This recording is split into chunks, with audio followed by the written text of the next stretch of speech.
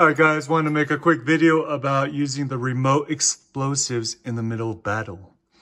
So, yeah, the remote explosives is an interesting new weapon.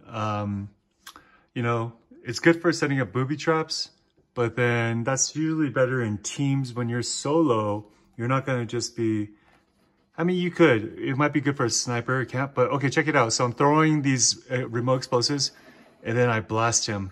And this makes him run away. Switch to the machine gun, shoot him. Once again, let's go back. Let's go back. All right, so I'm gonna get the remote explosives right now in the treasure chest. And then, I don't know, there's someone hunting me down right now. Like, I'm already pretty low on green. So then I just throw those explosives at him, blow it up, he runs away, you switch the machine gun, eliminate him. All right, or her.